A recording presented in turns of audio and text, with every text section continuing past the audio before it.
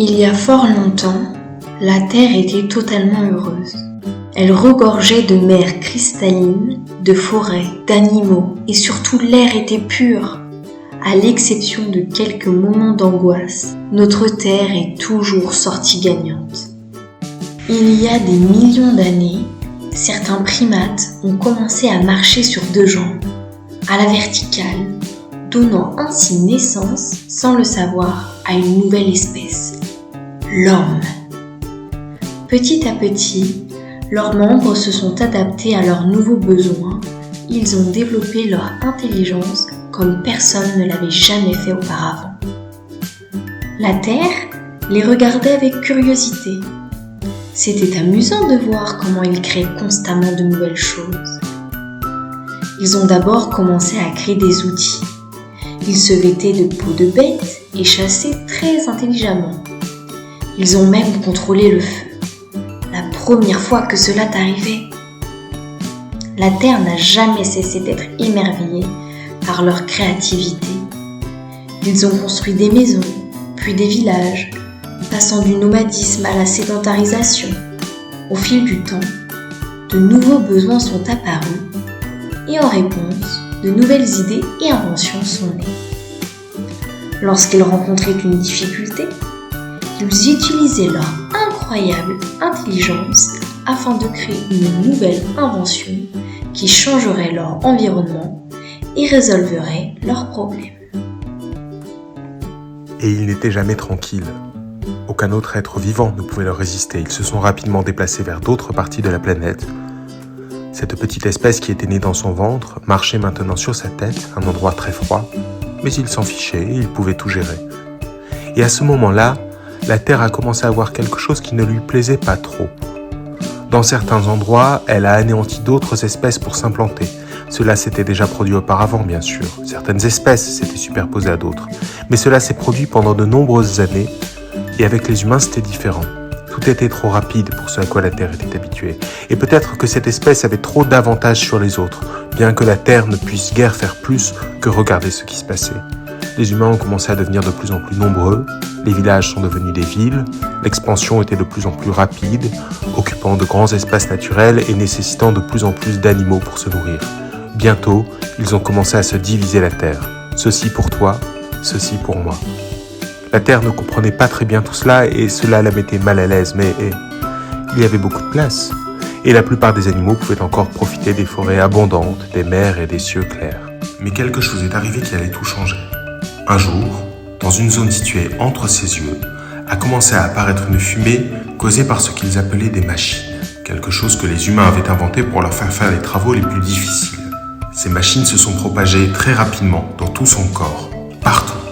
Elles étaient dérangeantes et pleines de fumée. De plus, elles avaient besoin de charbon et de bois que les humains obtenaient à partir des arbres. Ils ont donc commencé à couper beaucoup de forêts, très rapidement. Mais avant qu'on puisse s'en plaindre, les humains ont découvert qu'ils pouvaient utiliser un autre type de charbon de bois qui se trouvait sous sa peau. Alors ils ont commencé à percer des trous en elle pour l'obtenir. Elle en a été meurtrie. L'espèce a connu le plus grand succès de l'histoire et n'a cessé de croître. Ils étaient des millions et des millions. Ils construisaient des villes gigantesques. Ils avaient besoin de plus en plus d'énergie et de nourriture. Ils ont commencé à éliminer les autres espèces à un rythme jamais vu auparavant. La Terre s'est mise à gémir, impuissante. Un jour, ils ont trouvé une autre source d'énergie naturelle sous la Terre, le pétrole. Ils en ont fait de l'essence et du plastique. Cela leur a donné l'énergie nécessaire pour continuer à se développer sans cesse. Ils ont inventé le train, la voiture, les bateaux à moteur et les avions. Ils ont lancé de la fumée et encore de la fumée dans le ciel. La Terre ne comprenait rien. Tout allait trop vite et cela ne faisait qu'empirer. Cette espèce créative était devenue un virus qui l'a tuée. La Terre n'a rien compris. Tout allait trop vite. Et ça commençait à être de pire en pire. Cette espèce humaine créative était devenue un virus qui tuait sa vie. La Terre est devenue très malade. Rien ne fonctionnait comme il le fallait. Elle avait de la fièvre, une toux et des frissons, chaud et froid à la fois. La Terre a beaucoup souffert. Elle a commencé à réagir face à la maladie. Et sa maladie a commencé à affecter l'espèce humaine. Quand il faisait chaud, À certains endroits, il y avait de très forts orages et à d'autres, il n'y avait pas de pluie. Dans certains endroits, les villes ont été emportées par les inondations. Dans d'autres, rien n'a poussé. Les déserts sont devenus de plus en plus grands et les forêts sans arbres ont été décimées par l'eau non contrôlée. Le plus injuste était que les humains qui souffraient le plus des conséquences de leur maladie étaient ceux qui avaient créé le moins de problèmes, ceux qui sont dans ses tripes, et cela l'a rendue très triste.